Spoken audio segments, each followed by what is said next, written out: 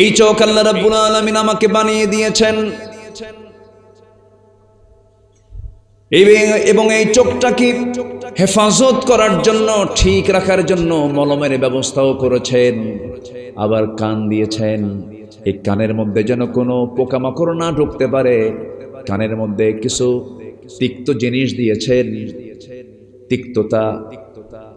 কানের মধ্যে যেটা থাকে ময়লা, এটাকে এলাকায় কি বলে? ভালো করে কন, একটা শব্দ আছে তো, খৈলা। এই তো বললি তো হয়ে যায়, খৈলা। এই যে খৈলা কানের মধ্যে কে দিয়েছেন? আসতে বলবেন না, কে দিয়েছেন? আল্লাহ রাব্বুল আলামিন দিয়েছেন। কেন? এটা হলো তিক্ততা, এর মধ্যে কোনো স্বাদ নাই। হঠাৎ করে যদি কোনো পিঁপড়া, কোনো পোকামাকড় যদি ভিতরে ঢুকতেও নেয়, ওই তিক্ততা যখন তার মুখের মধ্যে ঢুকতে নেয়, সে ওখান থেকে বের হয়ে আসে। আল্লাহ পাক আস্তে করে বান্দার কানকে আল্লাহ পাক তিক্ত খোল দিয়ে রেখে আল্লাহ পাক এটাকে হেফাজত করেছেন। একই বডিতে আবার চোখের দিকে যান। চোখের পানি মিঠা না লবণ? বলেন, চোখের পানিটা মিঠা না লবণ? লবণ পানি। একই দেহের মধ্যে দেখেন, কানটা হলো তিক্ততা দিয়ে ভরা, আবার চোখটাকে আল্লাহ রাব্বুল আলামিন লবণ খরা পানি দিয়ে এটাকে ভাসিয়ে রেখেছেন। যে কোনো জীবাণু ধ্বংস করার জন্য মিঠা দরকার না লবণ দরকার? লবণ দরকার। লবণ দিয়ে আল্লাহ পাক চোখটাকে স্থায়ী অয়েন্টমেন্টের ব্যবস্থা করেছেন, মলমের ব্যবস্থা করেছেন, চোখ যেন নষ্ট না হয়। এরপরে এই যে জিহ্বা আল্লাহ রাব্বুল আলামিন দিয়েছেন, জিহ্বাকে ভিজায় রেখেছেন, সিক্ত করে রেখেছেন। জিহ্বাকে যদি আল্লাহ পাক ভাটায় রেখে দিতেন, জোয়ার যদি না দিতেন, মানুষের কথা বলতে, কথা মুখ থেকে বের হতো না। মানুষের গলা শুকে যেত, মানুষ মরে যেত। 24 ঘন্টা আমার আপনার জিহ্বাকে যিনি সিক্ত রেখেছেন লালা দিয়া, তিনি আমার কে? সে লালার স্বাদ কেমন? তিতা, মিষ্টি না কি বলেন তো? কি মিষ্টি? মিষ্টি লাগে, লালা মিষ্টি লাগে। মিষ্টিও না, কোনো স্বাদই নাই। কোনো স্বাদ আছে? কোনো স্বাদ নাই। আচ্ছা, কষ্ট পাচ্ছেন নাকি আপনারা? তাহলে লালার কোনো স্বাদ নাই। কেন স্বাদ নাই? কারণ ওটার যদি স্বাদ থাকতো, কোনো স্বাদ এসে এখানে মজা পেত না। পুঁটি মাছ এসে স্বাদ পেত না, পুঁটি মাছের স্বাদ পাওয়া যেত না। বল মাছ এসে বল মাছের স্বাদ পাওয়া যেত না। এটাকে স্বাধীন করে লালা জিহ্বাকে সিক্ত করে রেখেছে। যখন কোনো খাবার চলে আসে তখন স্বাদ সে পাওয়া শুরু করে। সুবহানাল্লাহ বলবেন না? তাহলে একই দেহের ভিতরে জিহ্বার লালারই কোনো স্বাদ নাই। চোখটা লবণ, আবার কানটা কি? তিক্ত, তিতা করে আল্লাহ পাক কানের ভিতরে আল্লাহ পাক সিকিউরিটি দেওয়ার জন্য সুন্দর করে যেখানে যা দরকার তাই করে দিয়েছেন। সুবহানাল্লাহ বলা যাবে না? প্রতি মিনিটে মানুষ গড়ে 15 থেকে 20 বার পলক ফেলে। এই পলক শুধু পড়েই না, বরং প্রতিটি বার পড়ার সময় অস্ত্র থেকে লিকুইড ছড়িয়ে দেয় পুরো চোখে।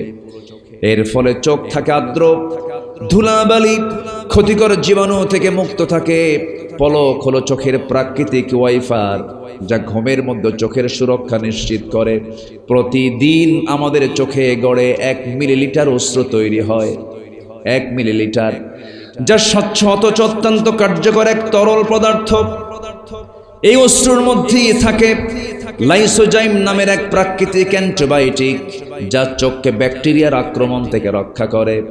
যখন হৃদয় বেদনায় ভরাক্রান্ত হয় বা আত্মা আল্লাহর ভয় ভালোবাসায় কাঁপে, সেই সময় সেই অশ্রু গড়ে গালের উপর দিয়ে গড়ে পড়ে যায়। এই অশ্রু আবার চোখের বাইরের অংশে পুষ্টি, অক্সিজেন সরবরাহ করে। কারণ কর্নিয়াতে রক্তনালী থাকে না, তাই চোখের জল চোখকে রক্ষা করে শুকিয়ে যাওয়া, ক্ষয়, ব্যাকটেরিয়ার সংক্রমণ থেকে। আল্লাহু আকবার বলবেন না? আমাদের এই দুই চোখে প্রায় 27,40,00,000 ফটো রিসেপ্টর নামক নিয়োজিত শ্রমিক আল্লাহর হুকুমে কাজ করে যাচ্ছে।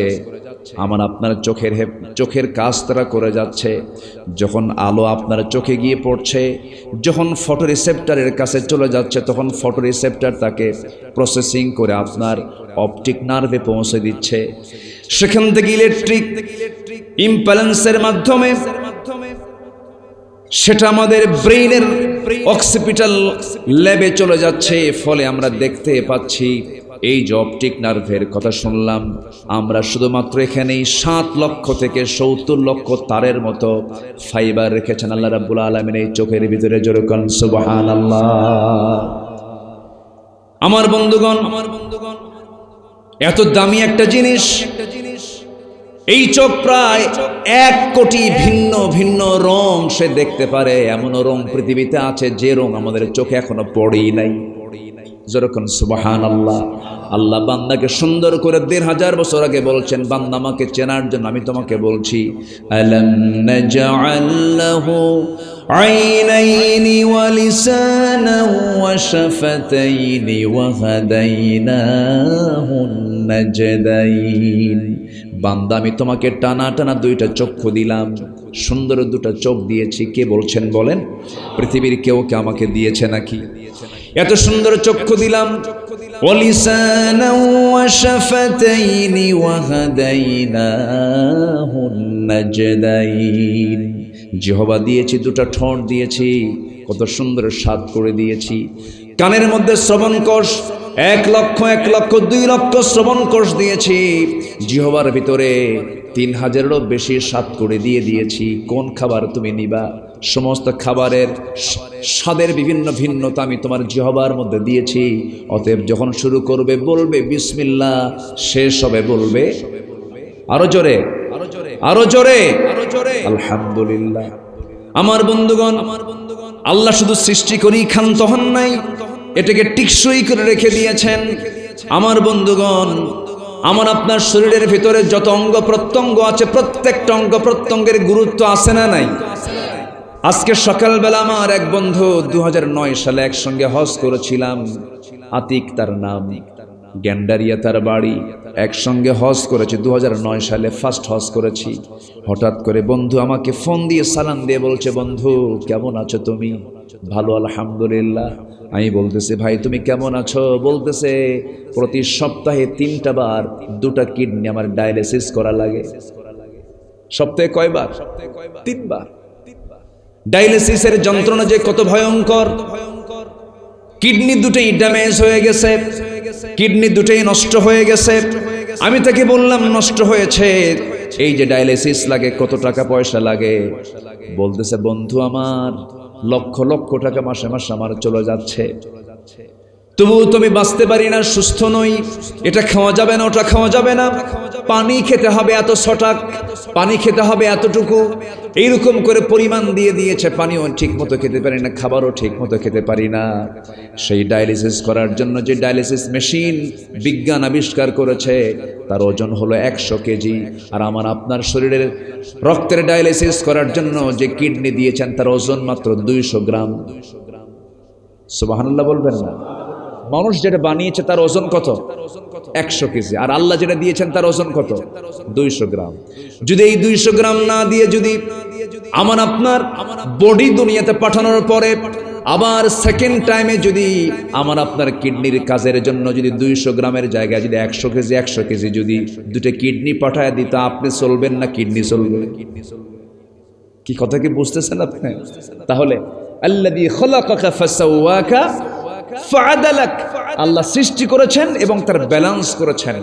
200 গ্রামের মধ্যে 100 গ্রাম মেশিন ডায়ালিসিসের সমস্ত ক্ষমতা ওই 200 গ্রাম কিডনির মধ্যে দিয়ে দিয়েছেন। জোরে বলে সুবহানাল্লাহ, আল্লাহু আকবার। আমার বন্ধুগণ, সর্বোচ্চ 200 গ্রাম ওজন। মেডিকেল সায়েন্সের দেওয়া তথ্য অনুযায়ী প্রায় 150 লিটার ব্লাড এই যন্ত্র ডেইলি ফিল্টার করে।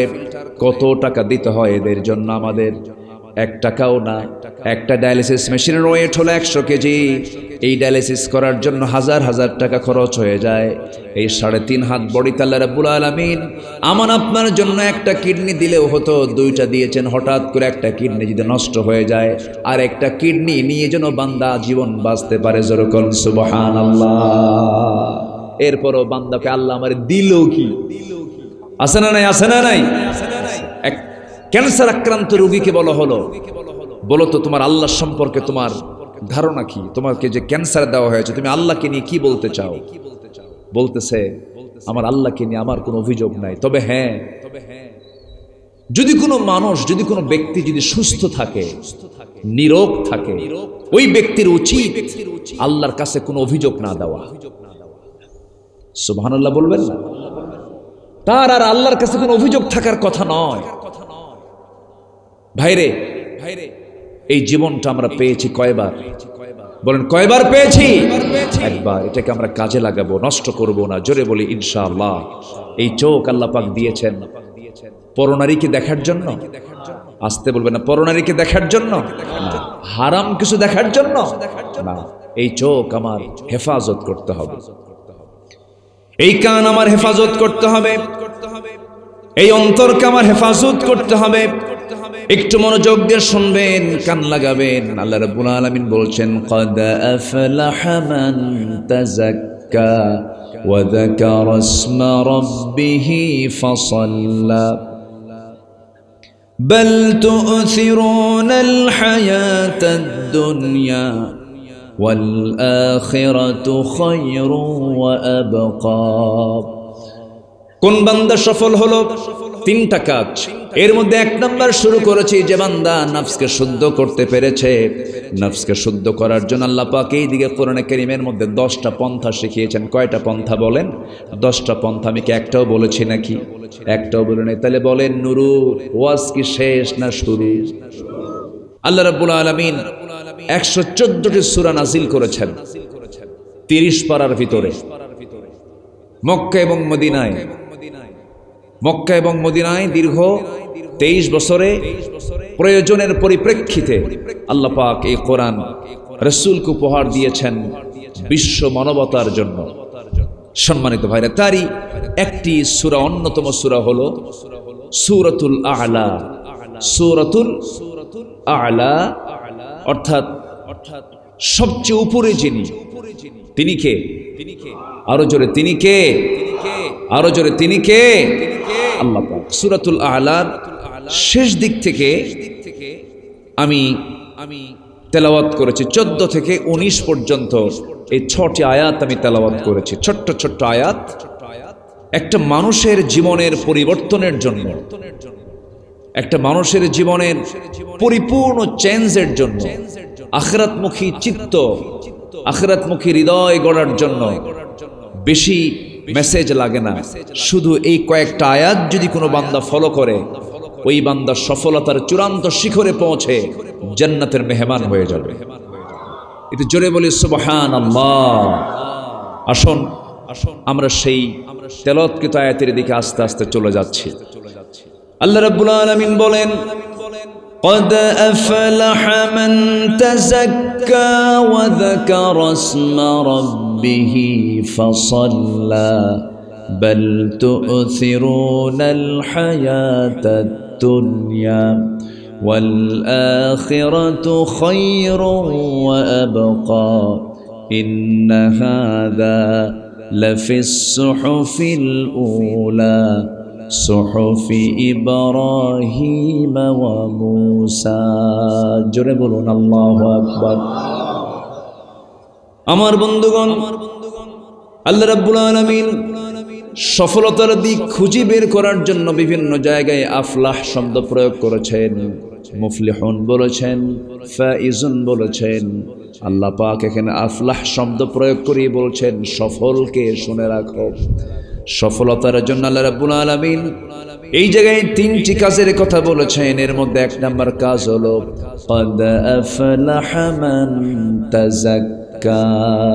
প্রকৃত সফল তো সেই বান্দা যে বান্দা নিজেকে শুদ্ধ করতে পেরেছে, নফসের শুদ্ধতা আনতে পেরেছে, আত্মশুদ্ধিতার চূড়ান্ত পর্যায়ে যে পার করতে পেরেছে, সেই হলো প্রকৃত সফল। জোরে বলি সুবহানাল্লাহ। এই যে সবাই মাথায় টুপি দিয়েছি, মাহফিলে আমরা বসে আছি, মুখে দাড়ি রেখেছি, নামাজ যে 5 ওয়াক্ত পড়ি একমাত্র কার খুশির জন্য? আসতে বলবেন না, কার খুশির জন্য? কিন্তু এই টুপি আবার মাঝে মাঝে কিছু কিছু লোক ব্যবহার করে, আবার বিশাল একটা সময় সেই টুপি মাথায় নেয় না, বরঞ্চ টুপিওয়ালার বিরুদ্ধে আবার কথা বলে। আছে না নাই? আবার উল্টা আবার তারা আমাদেরকে বলে এরা হচ্ছে ধর্ম ব্যবসায়ী। বলে কিনা বলেন? বলে। মাথায় টুপি আমরা কি একদিন দেই না প্রতিদিন দেই? কিন্তু আমার দেশের কিছু মুসলিম নামধারী কিছু লোক আছে যারা বিশেষ সময়ে তারা টুপি পড়ে, যেরকম যখন নির্বাচন সামনে চলে আসে, আছে না নাই? নির্বাচন চলে এলো, মাথায় টুপি এলো, হরেক রকমের টুপি, আবার খদ্দরের পাঞ্জাবি, সাদা পায়জামা, মুখে দাড়ি, সুরতে জিব্রাইল, সিরাতে শয়তান, আছে না নাই? একজন দরবেশ এখন জেলখানায় আছে, দেখেন না? একজন দরবেশ কিন্তু এখন জেলখানায় আছে। মাথা থেকে পা পর্যন্ত, চুল থেকে জুতা পর্যন্ত সব সাদা, মনে হয় আসমান থেকে জিব্রাইল চলে আসছে। কিন্তু ওর দাড়ি যে ইখলাসের সাথে সে রাখে নাই, তার প্রমাণ উনি নিজেই দেখিয়ে দিয়েছেন। ওনার টুপি, ওনার দাড়ি, ওনার পোশাক যে আল্লাহর জন্য, নবীর জন্য হয়নি, তার প্রমাণ হলো নিজেকে বাঁচানোর জন্য মাথার চুল, সাদা চুলকে কালো বানিয়েছে, দাড়িকে কেটেছে, গেঞ্জি পড়েছে, লুঙ্গি একখান পইরা ভুল করে আবার নৌকে চড়ছে। আবার কিসে চড়ছে? নৌকায় চড়েছে। সম্মানিত ভাইয়ের, তাহলে এটার নাম কিন্তু ইখলাস নয়। সমস্যা তারা আছে, জি, অনেক ব্যস্ততা, জেলার দায়িত্ব, গোটা জেলায় চষে বেড়াতে হয়। এরপর এখন দেখলাম হাতে তার আবার একটা লাঠিও দেখলাম, অসুস্থতাও আছে। তো উনি যাচ্ছেন, আমির যদি চলে যায়, এখন নেতা যদি চলে যায়, কর্মীও তো চলে যাওয়ার কথা, আবার আপনারা যাবেন না তো? হ্যাঁ, তবে উনি যখন ডাকবেন তখন ওনার নেতৃত্ব মানারও দরকার, আছে না নাই? আসতে বলবেন না, আছে না নাই? আমার দিকে তাকা। এই মিঠাপুকুর শহীদের রক্ত রঞ্জিত ময়দান। এই মিঠাপুকুরের মানুষ আলেমদের জন্য রক্ত ঝরেছে, একদিনে 13 জন শহীদ হয়েছে।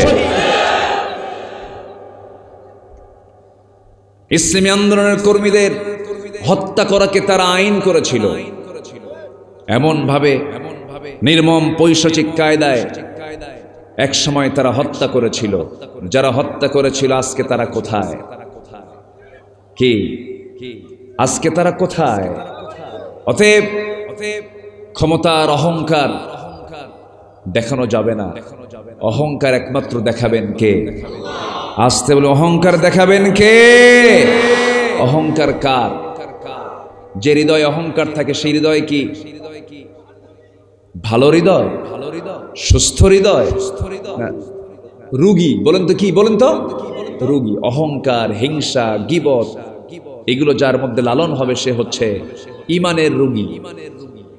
ইমান ধ্বংসের রোগ তার মধ্যে ঢুকেছে, ইমানের রোগ তার মধ্যে চলে আসছে। সম্মানিত ভাইয়েরা, আমার আজকে আলোচনার সাবজেক্ট হচ্ছে আত্মশুদ্ধিতার উপায়টা কি। আমাদের নফস যদি শুদ্ধ হয়ে যায়, আমরা নিজেকে যদি শুদ্ধ করতে পারি, তাহলেই আমি আপনি জান্নাত পাবো। নচেত আমার নামাজ শেষ, আমার ইকামতে দিনের কাজ শেষ, আমার দান সদকা সব শেষ। একটা হাদিস আমাকে খুব কাঁদায়। কোন হাদিসটা আমাকে কাঁদায়? আমার রাসূল বলেছেন, হাসরের ময়দানে অনেক শহীদ শাহাদতের নজরানা দুনিয়াতে পেশ করার পরেও তারা তাদের শাহাদতকে সেদিন ক্যান্সেল দেখতে পাবে। আল্লাহর সামনে দাঁড়িয়ে বলবে, আল্লাহ মেরে জন্য রক্ত ঝরে শহীদ হয়েছি। আল্লাহ বলবেন, না না, তুমি যুদ্ধে শামিল হয়েছিলে, তোমাকে মানুষ মুজাহিদ বলবে, বাহবা বলবে, মানুষের মুখ থেকে বাহবা নেওয়ার জন্য তুমি যুদ্ধ করতে এসে মারা গেছো, তুমি শহীদ হও নাই। আজকে তোমাকে জাহান্নাম যেতে হবে। অনেক বড় বড় দানবীর ধরা খেয়ে যাবে। ও আল্লাহ, আমি তোমার খুশির জন্য তোমার পথে দান করেছি। না না, আমার খুশির জন্য দান করো নাই। তোমাকে দানবীর বলবে, মানুষ তোমাকে দানবীর বলে বাহবা দেবে। এই জন্য তুমি মানুষের খুশির জন্য এমনটা দান করেছো, তোমাকে আজকে জাহান্নাম যেতে হবে। বহু আলেম হাফেজ, বহু জ্ঞানী গুণী মানুষ সেদিন ধরা খেয়ে যাবে, বলবে, আল্লাহ তোমার দিন শিখেছি তোমাকে চেনার জন্য, আমল করার জন্য। সেদিন আল্লাহ বলবেন, না না, মানুষ তোমাকে বড় আলেম বলবে, বড় হাফেজ বলবে, কারি বলবে, মানুষের বাহাবা নেবার জন্য তুমি বড় আলেম হয়েছ, আমার খুশির জন্য হও নাই। যাও তুমি আজকে জাহান্নামে চলে যাও। আমার বন্ধুগণ, যে নফসের শুদ্ধতার অভাবে বহু শহীদ আলেম দানবের সেদিন ধরা খেয়ে যাবে, এই জন্য সবার আগে আমার সার্বিক সফলতার জন্য বাহিরের দিকটা আগে সুন্দর করা দরকার না ভিতরের দিকটা সুন্দর করা দরকার? বলেন বলেন বলেন বলেন। ভিতর আত্তাকওয়া হা হুনা, আত্তাকওয়া হা হুনা, তাকওয়াটা হলো ভিতরে। ইন্নাল্লাহা লা ইয়ানজুরু ইলা সুওয়ারিকুম ওয়ালা ইলা জাসামিকুম ওয়ালাকিন ইয়ানজুরু ইলা কুলুবিকুম ওয়া আমালিকুম। আল্লাহ তোমাদের বাহ্যিক বেশভূষা দেখবেন না, আল্লাহ তোমাদের কাঠামোগত কোনো চেহারা দেখবেন না, কোনো দেহ দেখবেন না, আল্লাহ দেখবেন তোমাদের অন্তরের খবরটা কি, তোমাদের আমলগুলো কি, সেই দিকটা আল্লাহ পাক দেখবেন। আমার বন্ধুগণ, সেই জন্য আমার আপনার সবার জন্য এক নম্বর কাজ হলো নফসকে শুদ্ধ করা। নফসের যে রোগগুলো আছে সেই রোগগুলো থেকে নিজেকে বাঁচানো। নফসের রোগ আছে না নাই? হিংসা করা কিসের রোগ? বলেন বলেন বলেন। অন্যজন জমি কেনে, একজন জমি কেনে, জমি বাড়াচ্ছে, আরেকজনের ঘুম হয় না। এরকম লোক তো মনে হয় মিঠা পুকুরে নাই। আসতে বলে, মিঠা পুকুরে আছে? আছে। জমি কেনে, আর এইদিকে তার ঘুম হয় না, অশান্তি হয়, দোয়া করে আল্লাহ ওর জন্য ধ্বংস হয়। আছে কিনা বলো? একজনের ছেলে মাস্টার্স পাস করেছে, বিসিএস ক্যাডার হয়েছে, অথবা ভালো কোনো পজিশনে চলে গেছে, হিংসায় মরে, হিংসায় জ্বলে। এই জাতীয় প্রবলেম যে নফসের মধ্যে পড়েছে, যে নফসের মধ্যে ঢুকেছে, এটাই হলো মানে চরম রোগীতে, চরম রোগে আক্রান্ত সেই নফস। ঠিক কিনা বলেন? এই রোগগুলো থাকা যাবে না, এই রোগগুলো হওয়া যাবে না।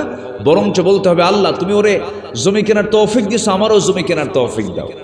ওরে মাল দিস, আমারও মাল দাও। আল্লাহ তুমি ওর ছেলেকে এত বড় করেছো, আমার ছেলেকেও তুমি আল্লাহ বড় করো। কি কথা কি বুঝতেছেন আপনারা? এই উদারতা, এই চিত্তের সৌন্দর্য আজকে সমাজে না থাকার কারণেই আজকে সমাজে হিংসা বেড়েছে। হিংসা আছে যেখানে, খুন আছে সেখানে। ঠিক কিনা বলেন? লোভ আছে যেখানে, সেখানেই ফিতনা সৃষ্টি হয়ে যায়, হট্টগোল সৃষ্টি হয়ে যায়। আত্মার ব্যাধি কি? লোভ। আত্মার ব্যাধি হলো গোসা, রাগ, ক্রোধ। আত্মার ব্যাধি হলো মিথ্যা কথা বলা, গীবত করা, হিংসা করা, কৃপণতা করা, লোক দেখানো, এরপরে নিজের পছন্দই পছন্দ, অহংকার করা, পরশ্রীকাতরতা, সম্পদের অতি আসক্তি, সম্মানের লোভ।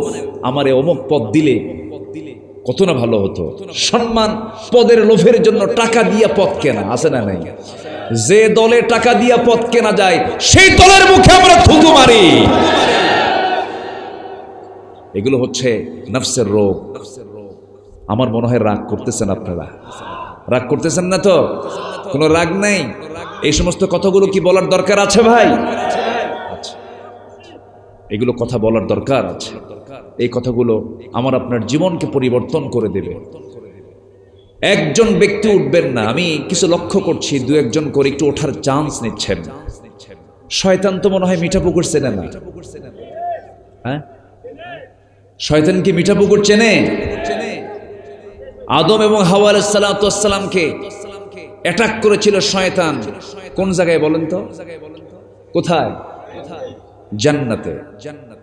জান্নাতে যদি শয়তান গিয়ে আমার বাবা আদম, মা হাওয়াকে যদি ওয়াসওয়াসা দিতে পারে, ফাওয়াসওয়াসা লাহুমা, জান্নাতে গিয়ে যদি দিতে পারে, সেই ইবলিস শয়তান তো মিঠা পুকুর একদম চেনেই না।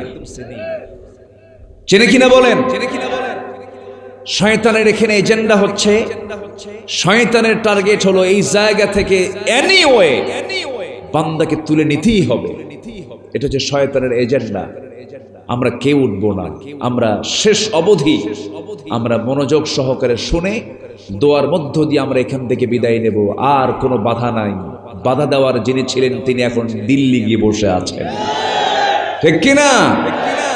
দিল্লি থেকে যদি ফেরত আসতেই চান, গোটা পৃথিবীতে পাচার করা টাকা দেশে ফেরত দিয়ে এরপরে দেশে আসুন। বাতিলদের মোকাবেলা করতে রাজি আছেন কারা কারা? হাত উঁচু করে দেখান মুসলমান।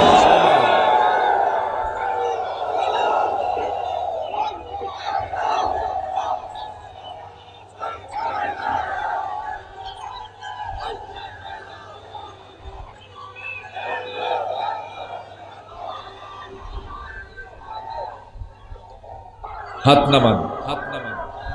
সম্মানিত ভাইয়েরা, আবু সাইদের বাড়ি কোন জেলা?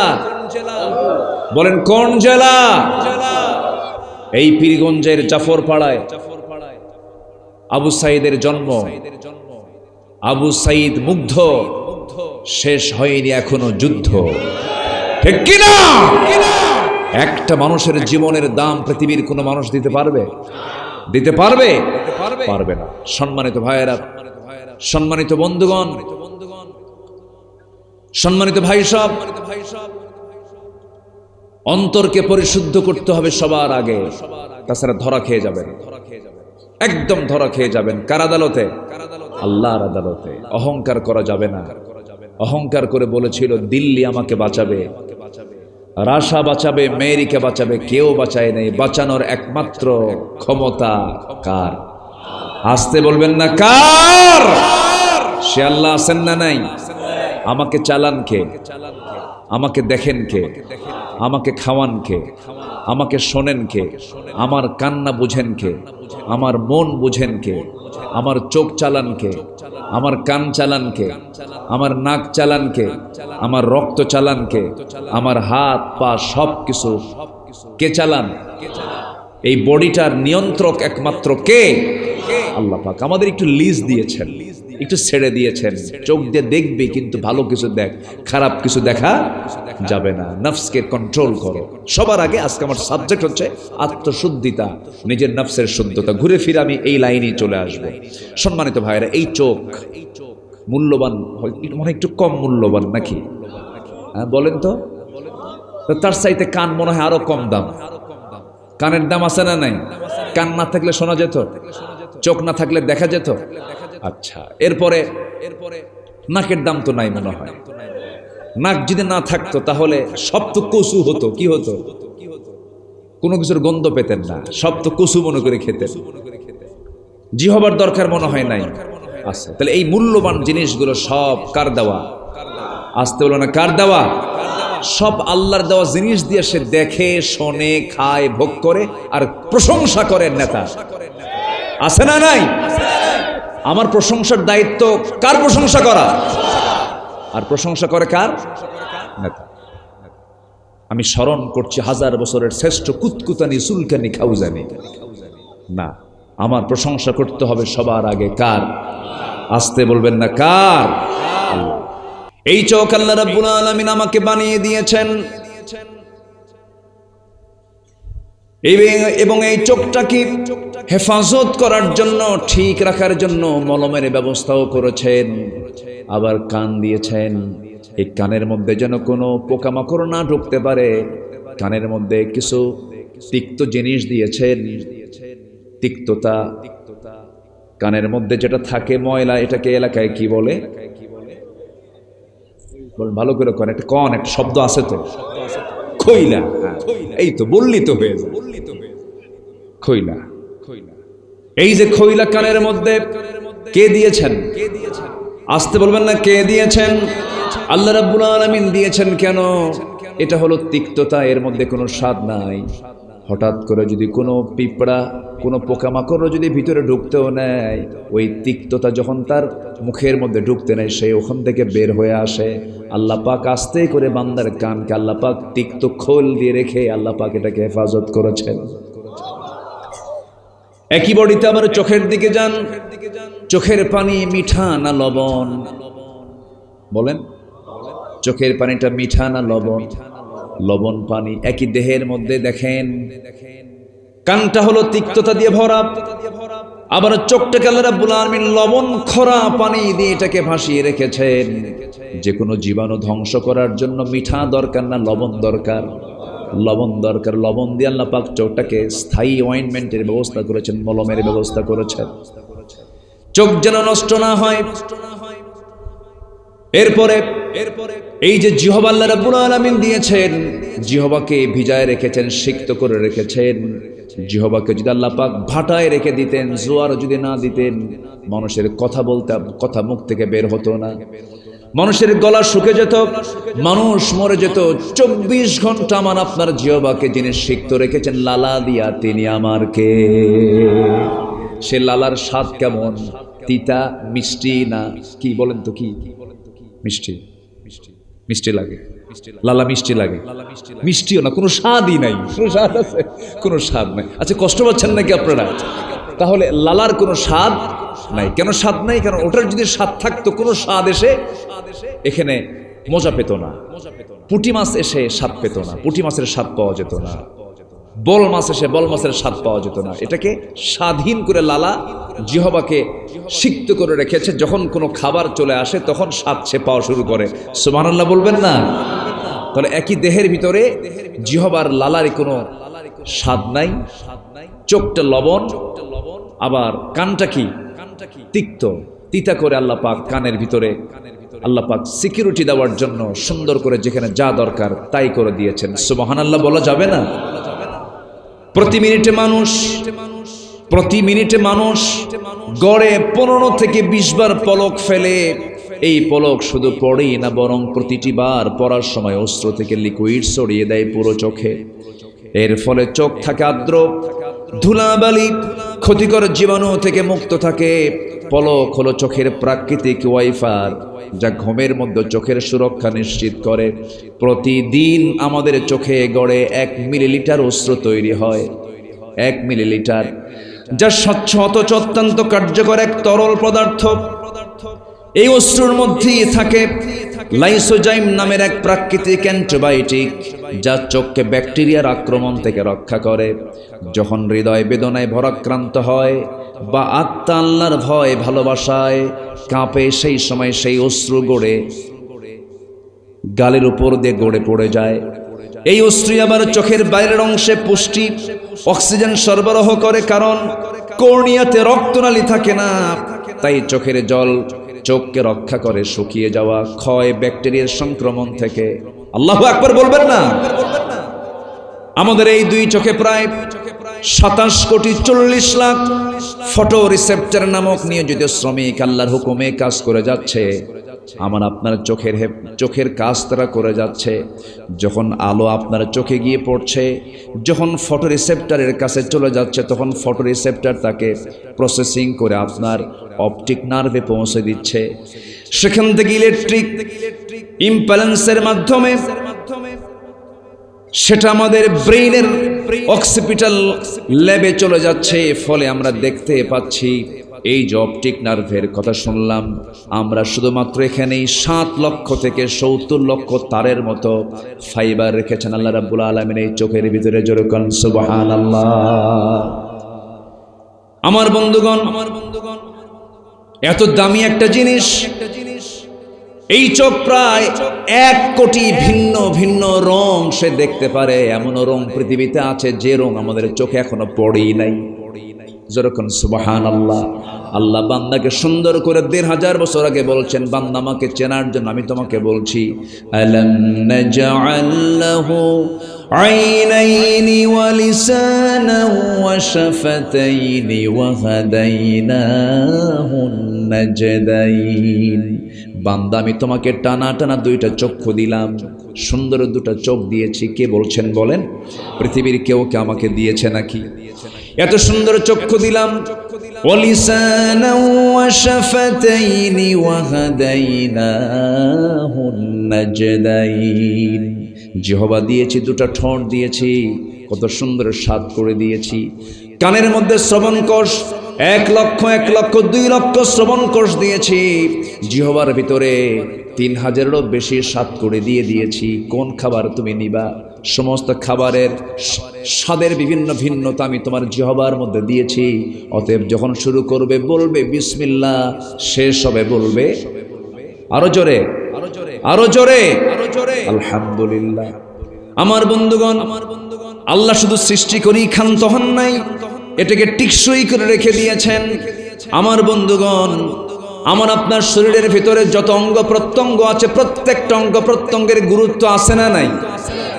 আজকে সকালবেলা আমার এক বন্ধু 2009 সালে একসঙ্গে হজ করেছিলাম, আতিক তার নাম, গ্যান্ডারিয়া তার বাড়ি, একসঙ্গে হজ করেছি 2009 সালে ফার্স্ট হজ করেছি। হঠাৎ করে বন্ধু আমাকে ফোন দিয়ে সালাম দিয়ে বলছে, বন্ধু কেমন আছো তুমি? ভালো আলহামদুলিল্লাহ। আমি বলতেছি, ভাই তুমি কেমন আছো? বলতেছে, প্রতি সপ্তাহে 3টা বার 2টা কিডনি আমার ডায়ালিসিস করা লাগে। সপ্তাহে কয়বার? 3বার। ডায়ালিসিসের যন্ত্রণা যে কত ভয়ঙ্কর। কিডনি দুটোই ড্যামেজ হয়ে গেছে, কিডনি দুটোই নষ্ট হয়ে গেছে। আমি তাকে বললাম, নষ্ট হয়েছে, এই যে ডায়ালিসিস লাগে কত টাকা পয়সা লাগে?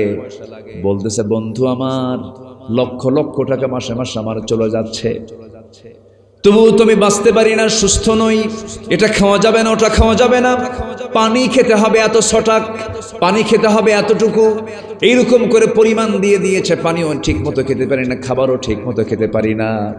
সেই ডায়ালিসিস করার জন্য যে ডায়ালিসিস মেশিন বিজ্ঞান আবিষ্কার করেছে তার ওজন হলো 100 কেজি। আর আমার আপনার শরীরের রক্তের ডায়ালিসিস করার জন্য যে কিডনি দিয়েছেন তার ওজন মাত্র 200 গ্রাম। সুবহানাল্লাহ বলবেন না? মানুষ যেটা বানিয়েছে তার ওজন কত? 100 কেজি। আর আল্লাহ যেটা দিয়েছেন তার ওজন কত? 200 গ্রাম।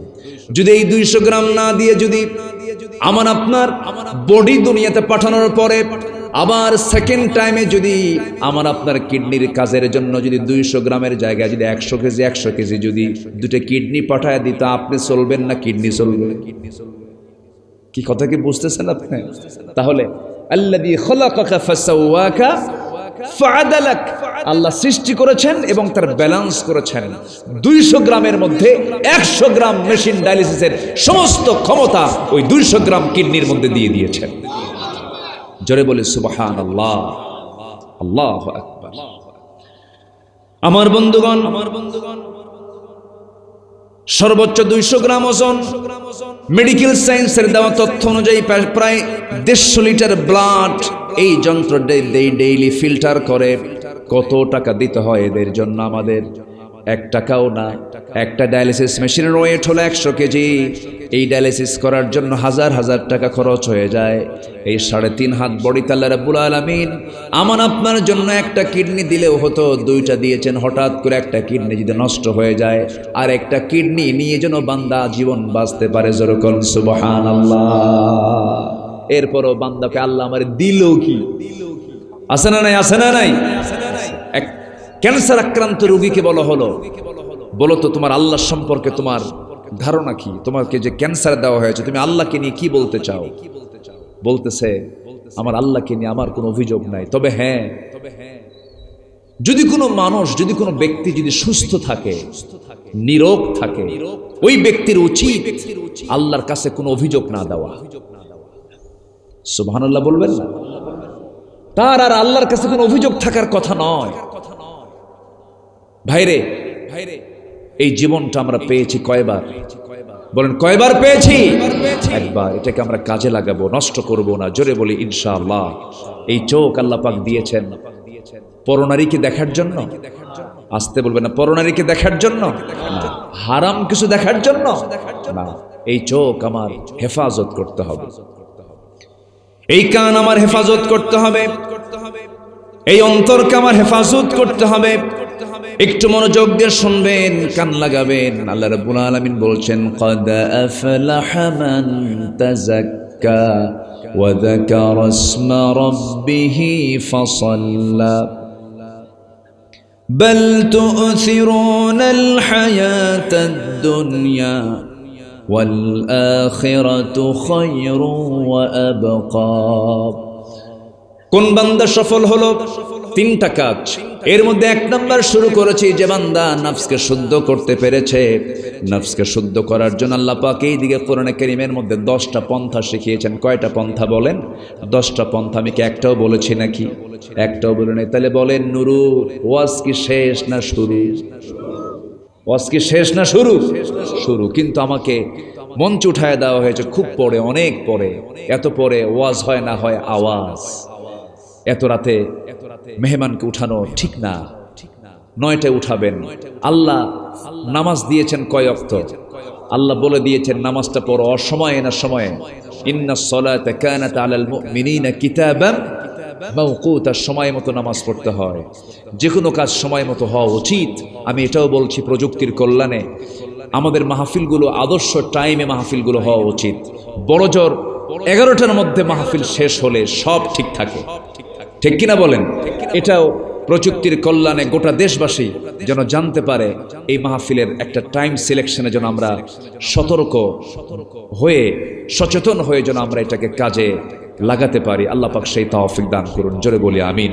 এখন যেহেতু 12টা পার হয়ে গেছে, আমাকে উঠাইছি 12টার একটু আগে, তাহলে আর একটু সময় যদি আপনি আমাকে দেন, আপনার কি কষ্ট হবে? এই যে দুজন লোক উঠলো কেন?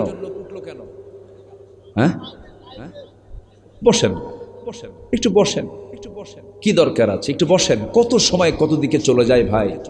আপনি উঠবেন, আপনাকে দেখে আরেকজন উঠবে। এই ওঠাউঠি হতো না যদি 9টায় হতো। একটু বসেন, আমি একটু সময় চেয়ে নিচ্ছি। তাহলে আত্মশুদ্ধির পন্থা কয়টা বলেন তো? আসতে বলেন, কয়টা পন্থা? 10টা। মুখস্থ করে যাবেন, কিন্তু এটা মাথায় রাখবেন নিজের জীবনকে শুদ্ধ করার জন্য। এই পরামর্শ কি আব্দুল্লাহ আল আমিনের না আল্লাহ? কার পরামর্শ? কার পরামর্শ? আত্মশুদ্ধ হতে চাও, আত্মশুদ্ধিতে আনতে চাও, আমি তোমাকে জানিয়ে দিচ্ছি কোরআন থেকে 10টা পন্থা অবলম্বন করো, তুমি সফল হয়ে জান্নাতের চাবি তোমার হাতে তুমি উঠায় আনিবা। আমাদের শেষ, আমাদের পাওয়া হলো জান্নাত। সবাই কি জান্নাত পেতে চান? সবাই কি জান্নাত পেতে চান? কয় নাম্বার জান্নাত? কয় নাম্বার জান্নাত? নাম কি বলেন? জান্নাতুল ফেরদাউস। আহারে কি সুন্দর জায়গা! মন কখনো কল্পনাও করে নাই, চোখ কখনোই দেখে নাই, কখনো শোনে নাই এত সুন্দর জায়গার কথা। সেই জান্নাত আমার আপনার সামনে পড়ে আছে। 4টা নহর বেষ্টিত সেই জান্নাত। দুধের নহর, মধুর নহর, পানির নহর, শরাবের নহর সেখানে থাকবে। সেই নহর থেকে এই সমস্ত নহরের পানি, মধু, এগুলো পান করবে, জীবনের শক্তি ফিরে পাবে, কখনো বুড়া হবে না। দুনিয়ার চাল খেলে কেউ যুবক হয়, কেউ বুড়া হয়ে যায়।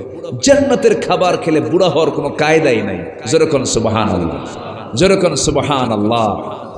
সেদিন এক বুড়া চাচা আমারে বলতেছে, হুজুর জান্নাতের মধ্যে এত নিয়ামতের কথা আপনি বললেন, জান্নাতে কি বিড়ি নাই? দেখেন কি চিন্তা, দেখেন এই পচা জিনিস জান্নাতে থাকলে কি জান্নাত থাকে? আর কোন আমার তো মনে হয় পায়খানার যে গন্ধ তার চেয়েও পচা গন্ধ হলো এটার গন্ধ। ঠিক তো ঠিকই কইলেন, কিন্তু বিড়ি তো ঠিকই টানে। কি যে টানে! রংপুরে এটার আবাদ কম হয় না বেশি হয়? এটার ফ্যাক্টরি কম না বেশি? 2014 সালে রংপুরের কি যেন এলাকা, হারাগাছ, হারাগাছে আমাকে এক কমিটি দাওয়াত দিয়ে নিয়ে গেলাম। বলল হুজুর ওয়াজ শেষ হয়ে গেছে, দোয়ার আগ দিয়ে বলে, হুজুর একটু দোয়া করেন। কিসের? বিড়ি ফ্যাক্টরির জন্য। আমি তো বেকায় দিয়ে পড়ে গেলাম যে আমি এই দোয়াটা কেমনে করি। খুব হিকমত খাটায় বললাম, ভাই আজকে এই দোয়াটা থাক। সম্মানিত ভাইয়েরা, আবার বিড়ি তো খায়, আবার মাহফিল এসে প্রশ্ন করে, হুজুর বিড়ি খাওয়া কি জায়েজ আছে? মানে উনি জায়েজের চেষ্টায় আছে। যেটা শরীরকে ক্ষতি করে এটা কখনো জায়েজ হতে পারে না। ওয়ালা তুলকু বিআইদিকুম ইলাত তাহলুকা, নিজকে তুমি ধ্বংসের দিকে ঠেলে দিও না। এটাও নফসের অসুখ, এটাও নফসের রোগ। এটাও কিসের রোগ বলেন? নফসের রোগ। এই রোগগুলো আমরা সারিয়ে ফেলবো, জোরে বলি ইনশাআল্লাহ। কার পন্থা দিয়া? কার পন্থা? কার পথ দিয়া? আল্লাহর পথ দিয়ে। জান্নাতের মধ্যে পচা জিনিস এগুলো থাকবে না। জান্নাতে থাকবে হচ্ছে এমন কিছু জুস, এমন কিছু ফল। জান্নাতে থাকবে হলো মাছের কলিজা। জান্নাতে আল্লাহ পাক প্রথম বরণ করবেন হলো মাছের কলিজা দিয়ে। আগে ফল দিবেন। আগে কি দিবেন? ফল দিবেন। ভরা পেটে ফল, খালি পেটে জল, ভুয়া কথা। আগে ফল, আগে কি? ফল। অফাকিহাতুম মিম্মা ইয়াতাখায়্যারুন। আল্লাহ পাক আগে জান্নাতের মধ্যে ফল খাওয়াবেন। যেরকম সুবহানাল্লাহ। তরকারিতে লবণ কম হয়, ঝাল কম হয়, ঝাল বেশি হয়, মানুষ তৈরি করে, সমস্যা হতে পারে। কিন্তু একটা আঙ্গুরের মধ্যে কত পরিমাণ মিষ্টি দিতে হবে সব সিস্টেম মতো দিয়েছেন সরাসরি তিনি কে? আপেল কতটুকু দিতে হবে, আপেলে কতটুকু মিষ্টি দিতে হবে, কতটুকু সুগার লাগবে, কে দিয়েছেন? অতএব আল্লাহর মেজারমেন্ট। ফল যে খাবে খালি পেটে, সে তার পেটকে সুস্থ সুন্দর রাখতে পারবে। বলি আলহামদুলিল্লাহ। এটা জান্নাতের স্টাইল। প্রথমে আগে ফল, প্রথমে কি ফল। এটা হিন্দু ভাইদের মধ্য থেকে এসেছে, ভরা পেটে ফল খালি পেটে জল। এটা না, এটা আমরা ভরা পেটেই ফল খাবো। আল্লাহ পাক বরকত বাড়ায়া দিবেন, আমার সুস্থতা বাড়ায়া দিবেন। জোরে বলি আল্লাহু আকবার। সম্মানিত ভাইয়েরা, তাহলে জান্নাতের খাবার কি সবাই খাবেন? সবাই খেতে রাজি আছেন? জান্নাতে শুধু খাবার খাওয়াবেন না, এই যৌবন আল্লাহ পাক দিয়েছেন। যেরকম দুনিয়ার যৌবনে নারীকে পাবার কামনা, দুনিয়ার যৌবনে পুরুষকে পাবার কামনা, এমন কামনা কি জান্নাতে থাকবে না? আস্তে কয়, আস্তে কয়, জান্নাতে এমন কামনা আছে না নাই? আছে। সেখানে আল্লাহ পাক রেখে দিয়েছেন এমন কিছু কামনা পূরণকারী কিছু হুর রেখে দিয়েছেন। সেই হুরগুলো আল্লাহ পাক কেমন করে রেখে দিয়েছেন তাও অফার দিচ্ছেন কোরআনে কারীমের বিভিন্ন আয়াতের পাতায় পাতায়, বিভিন্ন সূরার পাতায় পাতায় দিচ্ছেন। আল্লাহ পাক এক জায়গায় বলছেন ওয়াহুরুন আইন কাআমসালিল লুলুইল মাকনুন। আর এক জায়গায় বলছেন লাম ইয়াতমিসহুন্না ইনসুন ক্বাবলাহুম ওয়ালা জান। ঠোঁট মিলে আমার সঙ্গে আওয়াজ দিয়ে সবাই বলুন, খুব পরিচিত আয়াত, ফাবিআইয়ি আলাই রাব্বিকুমা তুকাযযিবান। আমি আল্লাহ রাব্বুল আলামিন তোমার জন্য জান্নাতের ভিতরে এমন কিছু হুর রেখে দিয়েছি, লাম ইয়াতমিসহুন্না, যাকে কেউ স্পর্শ করে নাই পূর্বে কোনো জিন ইনসান। এমন হুর তোমার জন্য ইনটেক করে রেখেছি, তোমার জন্য প্রস্তুত করে রেখেছি বান্দা। সেই হুরগুলো আমি আল্লাহ তোমাকে দিয়ে দেব। তোমার যৌবনের পরিপূর্ণ তৃপ্তি তুমি সেখানে ভোগ করবে। তোমার যৌবন নষ্ট হবে না, হেরে যাবে না, ফুরাবে না, কোনোদিন তোমার অতৃপ্তি হবে না। ব্যাখ্যা এসেছে জান্নাতের হুররা এত সুন্দরী হবে, চামড়াটা স্বচ্ছ কাঁচের মতো হবে, উপর থেকে নিচের দিকে তাকালে হাড় পর্যন্ত দেখা যাবে, ভিতকে ধরা পড়ে যাবে। ওই সমস্ত হুররা এত সুগন্ধি, তাদের মধ্যে কাজ করবে, এত সুন্দর সুঘ্রাণ বের হবে। জান্নাতের একটা হুর যদি তাদের মুখের থুতু যদি জমিনে ফেলতো, গোটা দুনিয়া সুগন্ধে ভরপুর হয়ে যেত। সেই জান্নাতের নিয়ামতগুলো পেতে চান নাকি? সবাইকে জান্নাতের হুর নিতে চান নাকি? দেখেন বুড়া চাচা কেমনে হাত তোলে। চাচি যদি জানে, দাদি যদি জানে, খবর আছে। আল্লাহ পাক মেয়েদেরকে তো এমন করে বানিয়েছেন, হুরের গল্প শুনলেও মেয়েরা হিংসা করে। আছে না নাই বলেন তো, আছে না নাই? হুরের গল্প আমার সামনে করবা না। সম্মানিত ভাইয়ের, এরকম প্রশ্ন আসে যে হুজুর আমার স্বামীকে আমি দারুণ ভালোবাসি, জান্নাতে যেন সে হুর না পায়, এর জন্য কি আমল করা যায়? কম দেখছেন এখানেও তাদের মধ্যে একটা হিংসা কাজ করে না। আল্লাহ পাক সব নিয়ামত জান্নাতের মধ্যে রেখে দিয়েছেন। মাদেরকে আল্লাহ পাক সেখানে, যদি তার স্বামী যদি জান্নাতি না হয়, তার জন্য অবশ্যই জান্নাতের পুরুষ আছে না নাই? আসতে বলবেন না, আছে না নাই? এক কথায় মন যা চাবে, ওয়ালাকুম ফিহা মা তাশতাহি আনফুসুকুম, তোমার মন যা চাবে তুমি জান্নাতে তাই পাবে। জোরে বলেন সুবহানাল্লাহ। তবে দুনিয়াতে একটা জান্নাতের টুকরা আছে, দুনিয়াতে একটা জান্নাতের টুকরা আছে। মিন রিয়াদিল জান্নাহ, মিন বাইতি ওয়া মিনবারি রাওদাতুম মিন রিয়াদিল জান্নাহ। আমি এই তো 6-7 দিন আগে, 8-9 দিন আগে সেই জান্নাতের টুকরা আল্লাহ পাক আমাকে যাওয়ার তৌফিক দিয়েছিলেন।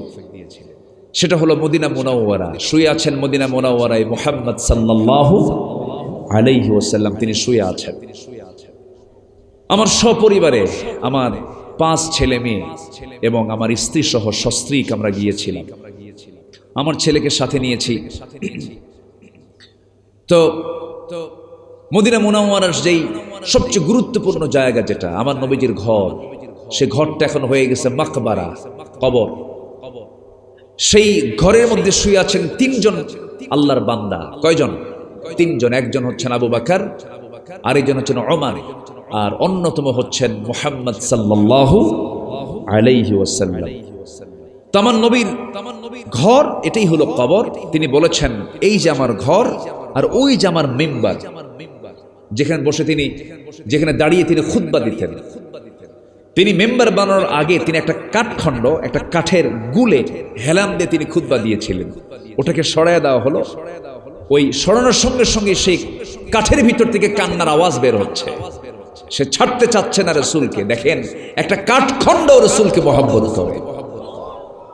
আমার রাসূল বলেছেন ওই মিম্বার আর এই আমার ঘর, এইটুকু অংশ হলো জান্নাতের টুকরা।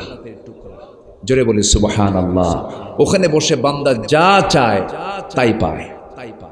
আল্লাহ পাক প্রত্যেক ভাইকে সেখানে যাওয়ার তৌফিক দান করুন। জোরে বলি আল্লাহুম্মা আমিন। আমার বন্ধুগণ, সেই নবীজির ঘর এবং মেম্বারের মাঝামাঝি জায়গা হলো, রাসূল বলেছেন জান্নাতের টুকরা, জান্নাতের সুঘ্রাণ তোমরা এখানে পাবে। আমার কবর যে জিয়ারা করবে তার জন্য সুপারিশ আমার জন্য ওয়াজিব হয়ে যাবে। রাসূলকে সালাম দেব আমরা, রাসূলের প্রতি দরুদ পড়ব আমরা, কম কম না বেশি বেশি। আমরা আল্লাহকে কখনোই পাবো না কাকে ছাড়া? বলেন কাকে ছাড়া? বলেন রাসূলকে ছাড়া পাওয়া যাবে না। আল্লাহ তার রাসূলকে এত বেশি মহব্বত করেছেন যে রাসূল হয়ে আমার কাছে আসো, নবী হয়ে তুমি আমার কাছে আসো। রাসূলকে নেতা মনে করো, রাসূলকে আদর্শ মনে করো, রাসূলকে দলের নেতা মনে করো। মূল নেতা হচ্ছে মুহাম্মদ সাল্লাল্লাহু আলাইহি ওয়াসাল্লাম। আমার দেশে এই নেতার জায়গায় আরো নেতার নাম আছে না নাই? আসতে বলবেন না আছে না নাই? এই যে আমার পাশে এখানে বসেছিলেন একজন আমির, উনি কিন্তু আমার মূল আমির নন, উনি আমার মূল নেতা নন। আমার মূল নেতা হচ্ছেন মুহাম্মদ সাল্লাল্লাহু। আমি তাকে ততক্ষণ মানব যতক্ষণ তিনি নবীকে মানবেন, যতক্ষণ তিনি আল্লাহকে মানবেন। কিন্তু তিনি যদি রাসূলকে না মানেন, আল্লাহকে যদি না মানেন, সে আমার নেতা হতে পারে না। এই জায়গায় আমাদের দেশের সমস্যা আছে না নাই? আসতে বলবেন না আছে না নাই? নেতা পেশাব করে পানি নেয় না, আছে কি না? নেতা দাঁড়ায় দাঁড়ায় কুত্তার মতো পেশাব করে, আছে না নাই? নেতা সারা রাত মদের বোতল নিয়ে বসে থাকে, নারীবাজি করে, কর্মীদের হাতে নারী তুলে দেয়, ইয়াবা তুলে দেয়, চরিত্র হনন করে, লম্পট জীবন যাপন করে, কুকুরের মতো চরিত্র যার। ওই সমস্ত নেতৃত্বের মুখে আমরা জুতা মারি, জুতা মারি, জুতা মারি। রাজি আছেন কারা কারা?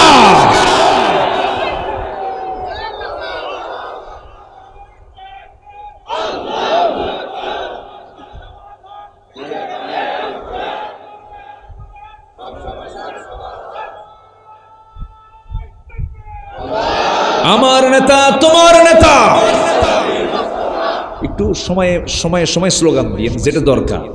আমার নেতা তোমার নেতা। আল্লাহ কবুল করুন। আরো জোরে আমিন। রাসূলকে শুধু দাড়িতে মানবেন, মিষ্টি খাওয়াতে মানবেন, টুপি পড়ায় মানবেন, জুব্বাতে মানবেন, দুপুর পর ঘুম পারা সুন্নত এটা মানবেন। রাসূলকে উহুদের ময়দানের যে ত্যাগ ছিল সেই সুন্নত মানবেন না। রাসূলকে রাজনীতিতে মানবেন না, রাসূলকে রাষ্ট্রনীতিতে মানবেন না। আপনি উম্মত নন, আপনি ভণ্ড, আপনি প্রতারক। ক্লিয়ার কথা? কি ভেজাল আছে কথায়? কথায় কোনো ভেজাল আছে? আমরা রাসূলকে মানতে চাই এক জায়গায় না সব জায়গায়, এক জায়গায় না সব জায়গায়, সব জায়গায়। আমার নবীজি কি ছিলেন না? সব চরিত্রের তিনি আধার ছিলেন। আল্লাহ পাক তার চারিত্রিক সনদ নিজে দিয়েছেন।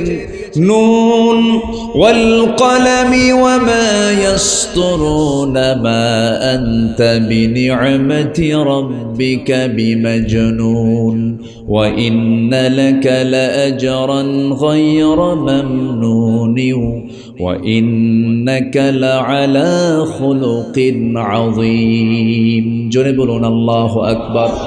আরেক জায়গায় বলছেন, লাকাদ কানা লাকুম ফি রাসূলিল্লাহি উসওয়াতুন হাসানাহ লিমান কানা ইয়ারজুল্লাহা ওয়াল ইয়াওমাল আখির ওয়া যাকারাল্লাহা কাসীরা। জোরে বলুন আল্লাহু আকবার। আল্লাহ পাক তার চারিত্রিক সনদ নিজেই দিয়ে দিয়েছেন। তিনি সব চরিত্রের তিনি আধার ছিলেন। কবিতা লিখতে লিখতে কবিতার ভাষা ফুরিয়ে যাবে, সাহিত্যিক তার সাহিত্য লিখতে লিখতে সাহিত্যের ভাষা ফুরে যাবে, শিল্পী তার তুলি দিয়ে আঁকতে আঁকতে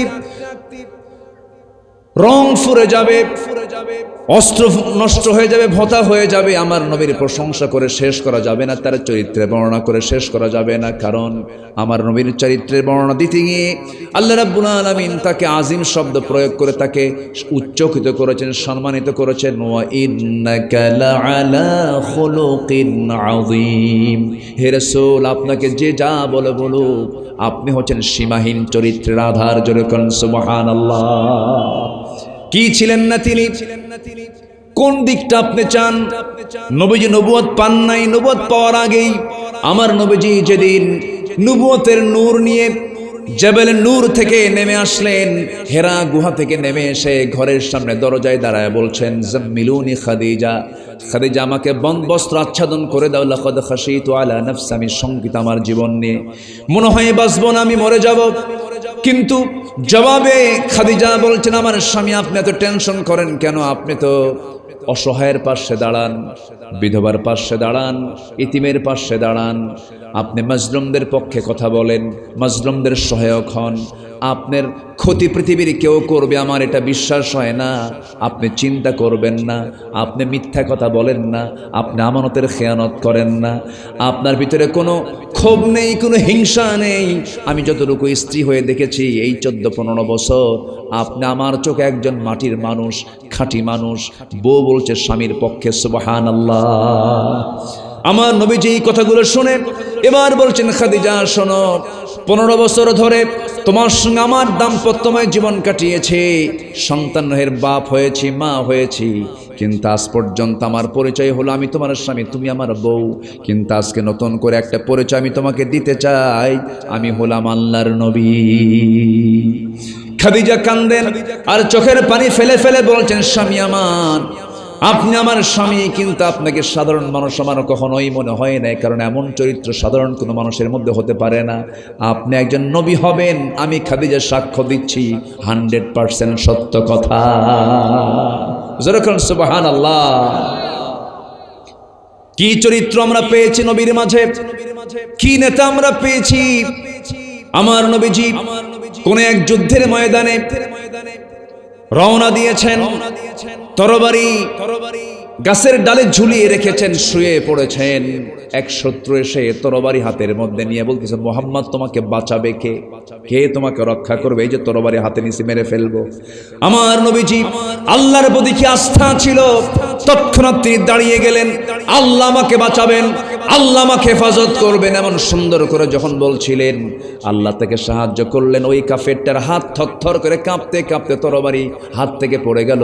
রাসূল হাতে তরবারি উঠায় নিয়ে বলছেন, ও বান্দা, এখন তোমাকে কে বাঁচাবে? ও তো আল্লাহই জানে না। আমার জন্য কে যথেষ্ট বলেন? আসতে বলেন, কে যথেষ্ট বলেন? আল্লাহ যথেষ্ট। কি অবিচল আস্থা তার মধ্যে কাজ করেছে। মুসলমানদের বিজয় এসেছে শক্তি দিয়া, তরবারি দিয়া না, ঈমান দিয়া। ঈমান দিয়া। এখন আমাদের দরকার হলো নফসের শুদ্ধতা, আল্লাহ বিজয় দিয়ে দিবেন। জোরে বলি ইনশাআল্লাহ, জোরে বলি ইনশাআল্লাহ। হিংসা রাখবো না, লোভ রাখবো না, মানবিক দুর্বলতার সবকিছু জীবন থেকে মাইনাস করে ফেলবো। দেখবেন আল্লাহ আমার হাতে সবকিছু দিয়ে দিয়েছেন। সম্মানিত ভাইয়েরা, সম্মানিত বন্ধুগণ, বদর যুদ্ধের বিজয় এসেছে মুসলমানদের সংখ্যা দিয়ে নয়, মুসলমানদের অস্ত্র দিয়ে নয়, মুসলমানদের তাকওয়া দিয়ে আল্লাহ পাক তাদেরকে বিজয় দিয়েছেন। জোরে বলি সুবহানাল্লাহ। শুহাদায়ে বদর এই তো কয়েকদিন আগে দেখে আসলাম, 14 জন সাহাবী শাহাদাত বরণ করেছেন। কতজন সাহাবী? 14 জন সেখানে শুয়ে আছেন ইতিহাসের সাক্ষী হয়ে। শুহাদায়ে উহুদ 70 জন সাহাবী শুয়ে আছেন সেই শুহাদায়ে উহুদে। রাতের আধারে গভীরে গেলে দেখা যায়, এখনো অনুভব করা যায়, সেই উহুদের শুহাদায়ে উহুদের কবর থেকে কেমন যেন জান্নাতের ঘ্রাণ নাকে এসে স্পর্শ করছে। আমিও কিছু অনুভব করতে পেরেছি, আলহামদুলিল্লাহ বলেন। সেদিন রাত 3টার দিকে আমি ওই দিক দিয়ে যাচ্ছিলাম, আমার কাছে মনে হচ্ছিল যেন জান্নাতের একটা সুঘ্রাণ এখান থেকে আমার নাকে এসে ধাক্কা খাচ্ছে। সম্মানিত ভাইয়েরা, সম্মানিত বন্ধুগণ, তারা সাক্ষী হয়ে দুনিয়া থেকে শাহাদাত বরণ করে চলে গেছেন, বুঝিয়ে গেছেন যে আমাদের একমাত্র ভরসার জায়গা, একমাত্র আস্থার জায়গা কে? আর একটা আদর্শ হচ্ছে মুহাম্মদ সাল্লাল্লাহু আলাইহি ওয়াসাল্লাম। তাহলে এই নফসকে শুদ্ধ করার জন্য পন্থা 10টা কে শিখিয়েছেন? আমি কি একটাও বলেছি? না, 1 নাম্বার। তাহলে এখন চিন্তা করেন, ওয়াজ শেষ করতে কত সময় লাগতে পারে? না দোয়া করে দেব? হ্যাঁ, আলোচনা চালাবো? বলি আলহামদুলিল্লাহ। এই জেলার রং আছে, আবার মিঠাও আছে। কি আছে? মিঠাও আছে। এই জেলার কি আছে? রং আছে, রংপুর। মিঠা আছে, মিঠা পুকুর। আচ্ছা, পুকুরটা কোথায়? না না, পুকুরটা কোথায় আছে? পুকুর আছে, পুকুরও আছে, তাহলে মিঠাও আছে, পুকুরও আছে। বলি আলহামদুলিল্লাহ। বাঁচার জন্য লবণ পানি দরকার না মিঠা পানি দরকার? গোটা দেশবাসী মিঠা পুকুর আসুক, এখানেই মিঠা পাওয়া যায়। আলহামদুলিল্লাহ। জায়গা দিবেন কেন? এই জন্য আল্লাহ পাক বৃষ্টির পানি দিয়েছেন এক জায়গায় না সব জায়গায়? সব জায়গায়। ওই বঙ্গোপসাগরের পানিকে আল্লাহ পাক ফিল্টারিং করে তুললেন, কোনো পাইপ দিয়ে না, পানি চক্রের মধ্য দিয়ে বাষ্পীয় আকারে তুললেন। তুলে বঙ্গোপসাগর থেকে একদম টেনে নিয়ে আসলেন হলো পঞ্চগড়ের কি তেতুলিয়ার সলিমুদ্দিমিয়ার 4 শতক ধুলায় মলিন জমিন, ওখান থেকে আল্লাহ পাক বাষ্পীয় আকারে ট্যাক্স দিছেন, খাজনা দিছেন। একদম ওখান থেকে নিয়ে এসে হঠাৎ করে একটা ঝাপটা হাওয়া এসে মেঘ ভরপুর হয়ে সুন্দর বৃষ্টি করে সুন্দর করে ধুলায় মলিন জমি সবুজ শ্যামলে রূপান্তরিত করে দিলেন একদম ফ্রি ট্যাক্সে। আলহামদুলিল্লাহ বলা যাবে না? সুবহানাল্লাহ বলা যাবে না? কে দিয়েছেন? কে দিয়েছেন? কে দিয়েছেন? আল্লাহ। তাহলে সব জায়গায় মিঠা, শুধু মিঠা পুকুরে এটা না, সব জায়গায় মিঠা আছে না নাই? আচ্ছা, মিঠা ছাড়া কোনো উপায় নাই, বাঁচার জন্য মিঠা লাগে।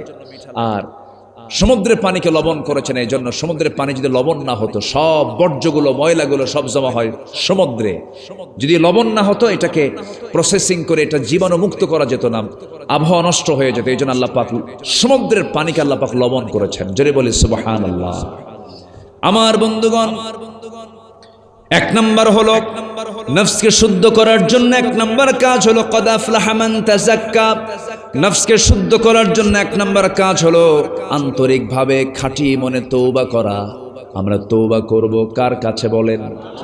আমরা যা করেছি পাস্ট ইজ, কয় না এর কথা বলে না? পাস্ট ইজ পাস্ট, যা হয়েছে আল্লাহ মাফ করে দিও। চুরি করেছে আর জীবনে চুরি করব না। গম চুরি করে নেতার নেতৃত্ব মেনেছে আর গম চুরি করে নেতার পিছনে যাব না। কি রাজি আছেন সবাই? যা করেছি করেছি, সব দল বাদ দিয়া তওবা করে যদি আপনি খাঁটি মনে যদি আল্লাহর দলে আসতে পারেন, যারা আল্লাহর আইনকে সমাজে প্রতিষ্ঠা করতে চায়, আল্লাহর আইনকে রাষ্ট্রীয় পর্যায়ে কায়েম করতে চায়, সেই দলে যোগদান করুন, সেই দলে চলে আসেন, তওবা করে ফিরে আসেন। আপনি তওবা করবেন, আল্লাহ পাক আপনার জন্য জান্নাত বরাদ্দ করবেন। জোরে বলেন সুবহানাল্লাহ। আল্লাহ কাদেরকে ভালোবাসেন? আল্লাহ রাব্বুল আলামিন বলছেন, ইন্নাল্লাহা ইউহিব্বুত তাওয়াবিন ওয়া ইউহিব্বুল মুতাতাহহিরিন। আর এই জায়গায় বলছেন التائبون العابدون الحامدون السائحون الراكعون الساجدون الآمرون بالمعروف والناهون عن المنكر والحافظون لحدود الله وبشر المؤمنين। জোরে বলুন আল্লাহু আকবার। বান্দা তওবা করো, তোমার গুনাহ যত বড় আমার রহমত তার চাইতে বেশি বড়। হঠাৎ করে ফিতনা আসতেই পারে, ওয়াসওয়াসা আসতেই পারে, গুনাহ হতেই পারে। একটা ইতিহাস মনে পড়লো, মাঝে মাঝে এই কথাটা বলি। ইতিহাস তো নতুন করে হয় না, ইতিহাস তো আগের ইতিহাসই থেকে যায়। বদর কয়টা? একটা। উহুদ কয়টা? একটা। কথা তো ঘুরে ফিরে একই জাতীয় কথাই তো আসতেই পারে। কোন এক মহিলার কথা আমার মনে পড়লো। এক মহিলা সাহাবী জিনা করেছেন, জিনার পর তার মধ্যে অনুতপ্ততা চলে আসছে, চোখের পানি ফেলে ফেলে কাঁদলেন। আমার বন্ধুগণ, জিনার ফলে তার মধ্যে চরম কষ্ট হচ্ছিল, অনুতপ্ততা আসছিল। নবীর কাছে চলে আসলেন, এসে বলছেন, ইয়া রাসূলুল্লাহ, আমি তো জিনা করে ফেলেছি। রাসূল বললেন, না তুমি জিনা করো নাই। সাহাবী, না হুজুর আমি জিনা করেছি। 3টি বার মানা করলেন, 3টে বার। তিনি বলছেন, না আপনি আমাকে যতই বাঁচানোর চেষ্টা করুন, সাক্ষীর প্রয়োজন না, আমি নিজেই সাক্ষী, আমি জিনা করে ফেলেছি। না তুমি জিনা করো না। হুজুর আমি জিনা করেছি। রাসূল বললেন, জিনার ফলে তোমার পেটে কোনো বাচ্চা এসেছে নাকি, কনসেপ্ট হয়েছে নাকি? হ্যাঁ, বাচ্চা চলে আসছে। রাসূল বলছেন, কোনো কথা নাই, যাও সন্তান ডেলিভারি করে আসো। এবার মহিলা বলছে, হুজুর যদি মরে যাই আমি তোমার জন্য দোয়া করে দিচ্ছি, যাও আল্লাহর কাছে চোখের পানি ফেলে ফেলে কাঁদো। সন্তান ডেলিভারি হওয়ার আগ পর্যন্ত সেজদায় পড়ে পড়ে কাঁদেন, চোখের পানি ফেলে ফেলে কাঁদেন, আল্লাহর কাছে তওবা করেন। সন্তান ডেলিভারি হয়ে গেল। একদিন পরেই, 2 দিন 3 দিন 4 দিন পর না, একদিন পরেই ওই মহিলা নবীর সামনে দাঁড়িয়ে বলছে, হুজুর সন্তান তো ডেলিভারি হয়ে গেছে, আপনি আমার উপর আইনটা কার্যকর করে দেন। দ্বিতীয় দিন আসলেন, তিনি রাসূল বলছেন সন্তান কি জীবিত না মৃত? সন্তান তো জীবিত। রাসূল বলছেন হাউলাইনি কামিলাইন, কোনো কথা নাই, সন্তানকে তোমার দুধ পান করাতে হবে। আল্লাহ তোমার স্তনের মধ্যে তার খাবার রেখে দিয়েছেন, তার হক রয়ে গেছে, তাকে বাঁচাতে হবে, যাও। হুজুর বাঁচবো যে তার গ্যারান্টি কি? রাসূল বলছেন আল্লাহ তোমার প্রতি রহমত নাজিল করুন, যাও। মহিলা আবার ব্যর্থতা নিয়ে চলে গেছে, চোখের পানি ফেলে ফেলে কান্দে। সন্তানের জন্য 6 মাসের মাথায় টোটালি দুধ বন্ধ করে অভ্যাস গড়ে তুললেন খাবারের, অন্য খাবার গড়ে তুলে সন্তানকে টোটালি দুধ বন্ধ করে দিয়ে নবীর সামনে এবার তৃতীয়বারের মতো হাজির হয়ে বলছে হুজুর আর দেরি করবেন না আমার ব্যাপারে, আমি আজকে তৃতীয়বারের মতো আপনার কাছে আসলাম, আপনি আমার উপর আইনটা কার্যকর করে দেন। আমার বন্ধুগণ একটা প্রশ্ন করব, ওই মহিলা জেনা করেছে, তার শাস্তির জন্য পুলিশ তাকে ধরে আনলো না নিজেই হাজির হলো? বলেন বলেন বলেন বলেন। প্রশাসন লাগলো না, জেলখানা লাগলো না, কিচ্ছু লাগলো না, বান্দা বান্দি নিজেই হাজির হয়ে আসামি হয়ে বিচারপতির সামনে বিচারে চাইল, একমাত্র কার ভয়ে? অতএব একটা জাতিকে ভালো করার জন্য জাতির মধ্যে দিতে হবে কার ভয়? কার ভয়ের শিক্ষা? আসলে কার ভয়ের শিক্ষা বলেন? কিসের শিক্ষা ঢুকা দিতে হবে? দুঃখজনক হলেও সত্য, অন্তর্বর্তীকালীন সরকার এসেছে আমার দেশে, বছর খানেক পার হলো, নতুন সরকার চলে এসেছে। আমরা যার নাম দিয়েছিলাম বিপ্লবী সরকার, কিন্তু একটা বিষয় আমরা হতাশ হয়ে যাই, সেই বিপ্লবী সরকার যদি নতুন করে এমন যেতেও কোন আইন পাশ করে, কয়েকদিন আগে একটা প্রজ্ঞাপন জারি করেছে, গোটা দেশে কয়েক হাজার সঙ্গীতের শিক্ষক নিয়োগ দিয়েছে। আমরা এটাকে ধিক্কার জানাই। আস্তে কন কেন? আস্তে কন কেন?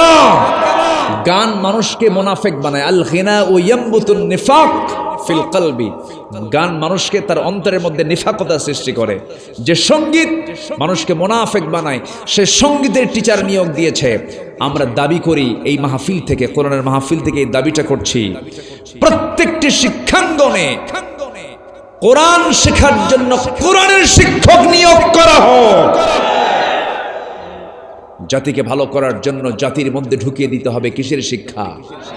আসতে বলবেন না, কিসের শিক্ষা, কিসের জ্ঞান? কোরআনের জ্ঞান ঢুকিয়ে দিতে হবে। সম্মানিত ভাইয়েরা, আমাদের দেশের বিভিন্ন চিপায় চাপায় কিছু নাস্তিক চক্র এখনো লুকানো আছে না নাই? আসতে বলবেন না, আছে না নাই? ওরা কিন্তু ওদের অপকর্ম বন্ধ করে রাখে নাই, ওরা কিন্তু চুপ করে নাই। আমাদের চূড়ান্ত সিদ্ধান্ত নিতে হবে, কোন নাস্তিকদের কোন এজেন্ডা গোটা পৃথিবীর দ্বিতীয় বৃহত্তম মুসলিম জনপদে বাস্তবায়ন হতে দেব না, দেব না, দেব না। সম্মানিত ভাইয়েরা, সম্মানিত বন্ধুগণ, তাহলে এক নম্বর পন্থা হলো আমরা তওবা করব। রাজি আছেন তো সবাই? সবাই রাজি আছেন? ওই মহিলা নবীর সামনে হাজির হয়ে গেল, রাসূলের চোখে পানি। নবীর ভিতরে দয়া কম না বেশি? আস্তে কয়, দয়া কম না বেশি? নবী আমাকে বেশি ভালোবাসেন না আমি নবীকে বেশি ভালোবাসি? বলেন বলেন। হ্যাঁ, অনেকে চুপ করে আছে। বলেন তো, নবী আমাকে বেশি ভালোবাসেন না আমি নবীকে বেশি ভালোবাসি? রাসূল আমার আলো আশা, রাসূল আমার ভালোবাসা, রাসূল আমার প্রেম বিরহের মূল আলোচনা, রাসূল আমার কাজে কর্মে অনুপ্রেরণা, রাসূল আমার ভালোবাসা। রাসূলকে না ভালোবাসলে কোনো কিছু হবে? হবে? কোনো কিছু হবে? হবে না। সাহাবীদের দাম হওয়ার পেছনে এক নাম্বার কারণ হলো জীবনের চাইতে সাহাবীরা রাসূলকে বেশি ভালোবেসেছে।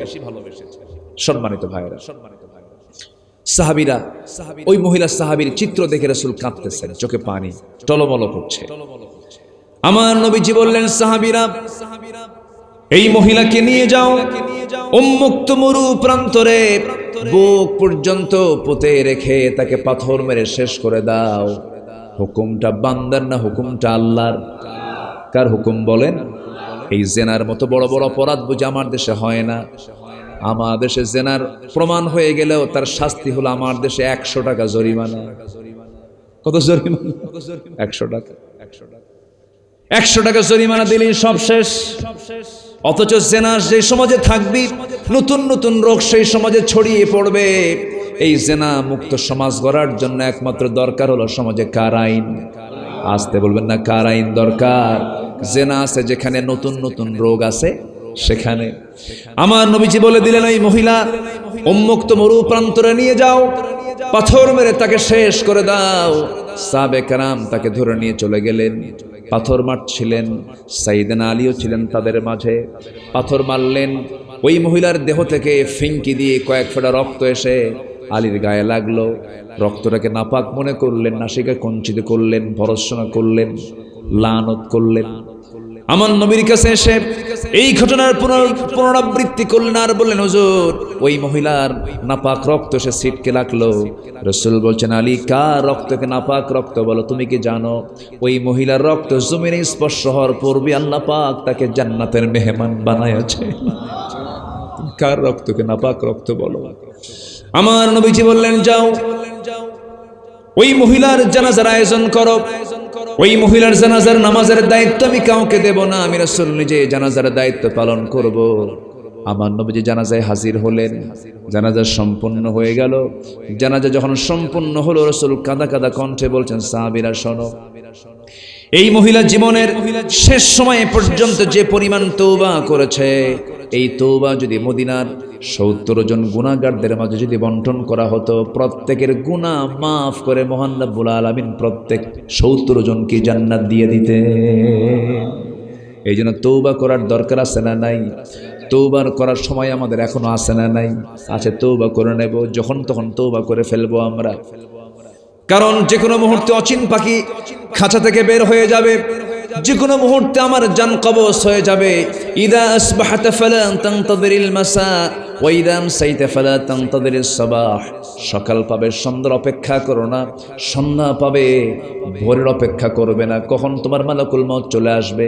এক বন্ধু আমার ছিল, সেই বন্ধুটা আর্মিতে চাকরি করতো, একই সমবয়সী আমরা। দীর্ঘদিন সে চাকরিজীবী, আর্মিতে চাকরি করে, বহুদিন দেখা হয় না, মাঝে মাঝে ফোনে কথা হয়। ফোন দিলাম একদিন, হঠাৎ করে ফোনটা ছেলের কণ্ঠ না ভেসে এসে একটা মহিলার কণ্ঠ আমার কানে আসলো। আমি সালাম দিয়ে বললাম, আমি জিয়াকে ফোন দিয়েছি, জিয়া কোথায়? মহিলা বলছে, জিয়া তো নাই। বললাম, জিয়া যখন আসবে আমার নামটা বলবেন, সেজন্য আমাকে ফোন দেয়। মহিলার ভিতর থেকে একটা কান্নার আওয়াজ আমার কানে আসলো। বলছি, আপনি কান্দেন কেন, কি হয়েছে? মহিলা বলছে, আমি তো তার স্ত্রী। বলছি, আপনার বন্ধু তো বেঁচে নাই, আপনার বন্ধু কবরবাসী হয়ে গেছে। আমার বন্ধুগণ, একটু ভাবতে হবে, একটু গভীরে যেতে হবে, সেন্সটাকে ডেভেলপ করার চেষ্টা করতে হবে। আমি আপনি কেউ বাঁচবো না। আমার বয়সে কত বন্ধু বান্ধব আজকে দুনিয়াতে নাই। আমার বাপ নাই, আমার মা নাই, আমার দাদা নাই, আমার দাদি নাই। দাদা আমার কান বলায় দিতেন, নানা আমাকে চা খাওয়ায় দিতেন, নিজেও চা খেতেন, আমাকে চা খাওয়া দিতেন। এরকম করে নানার জীবনের সঙ্গে কত স্মৃতি, দাদার বারে কত স্মৃতি। সে দাদা চলে গেছে, নানা চলে গেছে, নানি চলে গেছে, দাদি চলে গেছে, বন্ধু বান্ধব চলে গেছে, কত স্মৃতি রেখে তারা দুনিয়া থেকে বিদায় নিলেন। আমিও যাব, আপনিও যাবেন। কোন নবীরাও বাঁচে নাই, সব নবীরাও দুনিয়া থেকে বিদায় নিয়েছে। আমার রাসূল যখন দুনিয়া থেকে বিদায় নিলেন, পাগল সাহাবী ওমর পাগল হয়ে গেছে। ওমরে ফারুক রাদিয়াল্লাহু আনহুর কাছে এসে বলে, যদি কেউ বলে রাসূল মারা গেছেন, তরবারি বের করে বলেন, তোরে মেরে ফেলবো আমি, রাসূল মারা গেছেন। উনি বিশ্বাস করতে পারছিলেন না, মেনে নিতে পারছিলেন না। যে তার কাছে এসে তরবারি উঁচু করেন, পাগলের মতো হয়ে গেছেন। ওমরে ফারুকের মেধা ঠিক নাই, ব্রেন ঠিক নাই, নষ্ট হয়ে গেছে। রাসূলকে দারুণ ভালোবাসতেন তিনি, প্রচন্ড শকড হয়েছেন তিনি। সাইয়েদনা আবু বকর সিদ্দিক রাদিয়াল্লাহু আনহু আস্তে করে তাকে গিয়ে ধরে বলছেন, ওমর শান্ত হও, একটা আয়াত শোনাই। কি আয়াত বলো? ওয়ামা মুহাম্মাদুন ইল্লা রাসূল ক্বাদ খালাত মিন ক্বাবলিহির রাসূল। সাইয়েদনা ওমর ফারুক ঠান্ডা হয়ে গেলেন, একদম ঠান্ডা হয়ে গেলেন। ওমরে ফারুক আমার নবীর প্রিয় সাহাবী সাইয়েদনা আবু বকরের হাতে চুম্বন করে তাকে খেলাফতের দায়িত্ব দিয়ে দিলেন। প্রথম খলিফার ভার তার কাঁধে আসলো। আমার বন্ধুগণ, রাসূলকে তারা কি পরিমাণ ভালোবেসেছেন। যখন ওমরে ফারুক দুনিয়া থেকে বিদায় নেবেন, তার বিদায়ের সময় চলে এসেছে। তার সারা জীবন তার দোয়া ছিল, আল্লাহ আমি তোমার কাছে এটাই কামনা করব, তুমি আমাকে শহীদের মওত দিয়ে দিবা। আল্লাহুম্মা রযুকনি শাহাদাতান ফি সাবিলিক ওয়াজআল মাউতি ফি বালাদি রাসূলিক, এবং তুমি আমাকে নবীর শহরে মৃত্যু দিবা, শহীদ হিসেবে কবুল করবা এবং নবীর শহরে মৃত্যু দিবা। যুদ্ধ আর সেই সময় চলে না, মদিনার যুদ্ধ তো হওয়ার কথাও না, কিন্তু তার দোয়া কবুল হয়ে গেছে। একজন মুনাফিক, একজন আততায়ী, একজন বিপদগামী লোক তার নামাজের মধ্যে পিছন দিক থেকে সে ছুরিকাঘাত করেছে, রক্তাক্ত হয়ে তিনি জমিনে মদিনার মসজিদে লুটিয়ে পড়েছেন। রক্তাক্ত অবস্থায় তিনি পড়ে থাকলেন, মারা যাননি এখনো।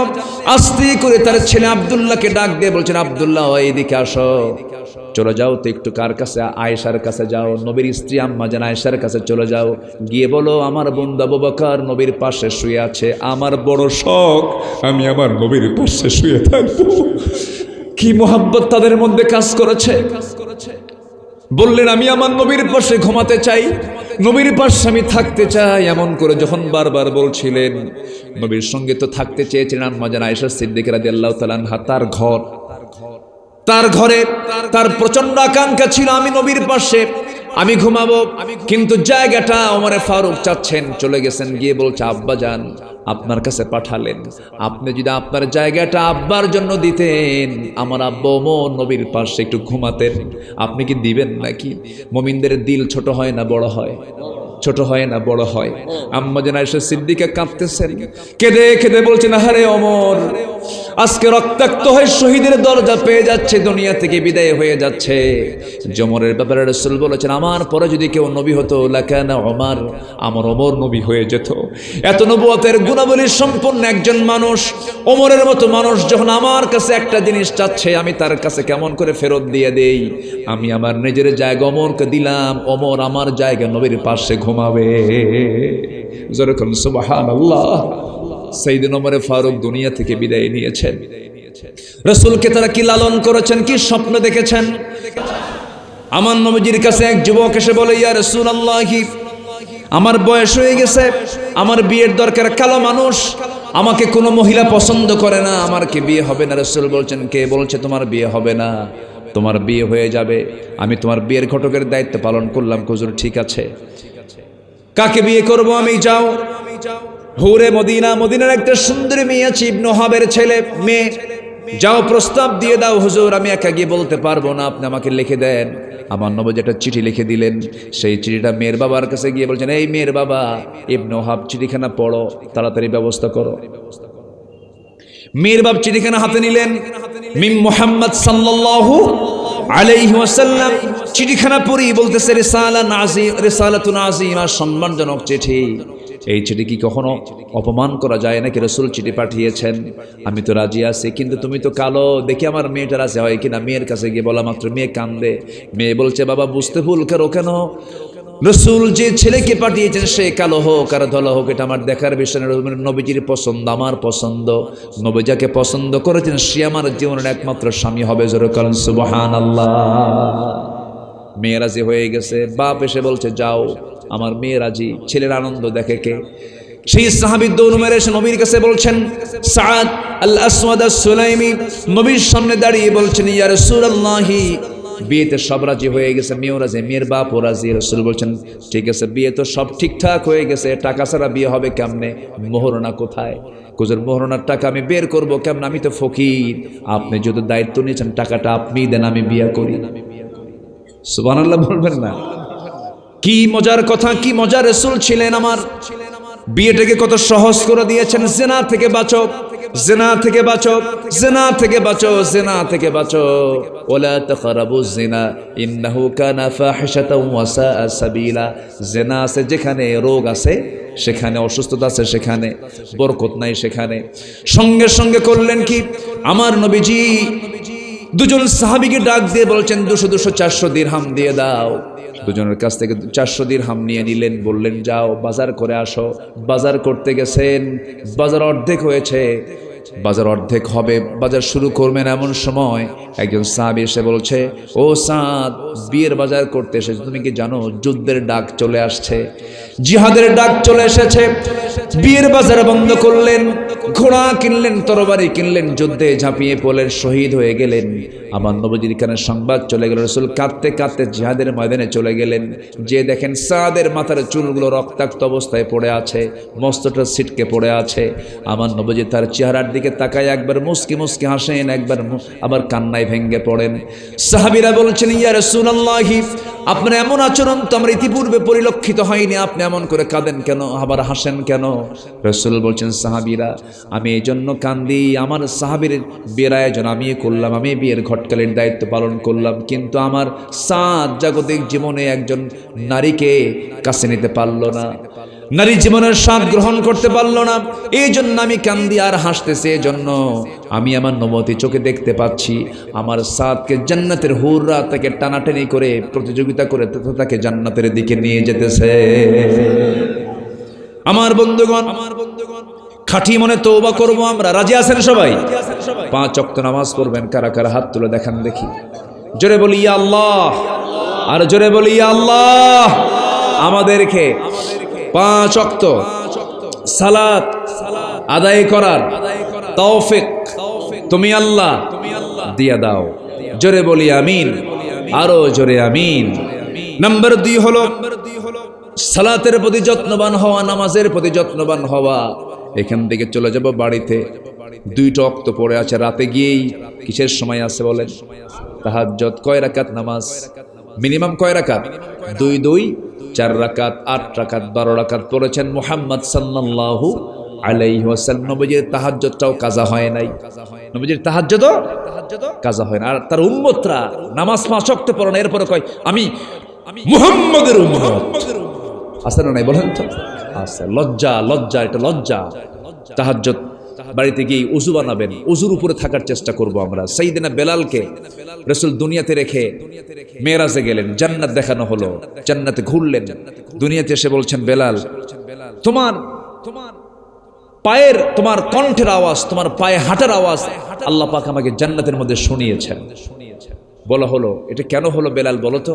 বেলাল বলছেন, হুজুর, আমি আমার জীবনে কখনো ওযু ছাড়া থাকি নাই, ওযু যখন করে সঙ্গে সঙ্গে 2 রাকাত নামাজও পড়ি, তাহিয়াতুল ওযু, ওযুর জন্য 2 রাকাত নফল নামাজ পড়ি।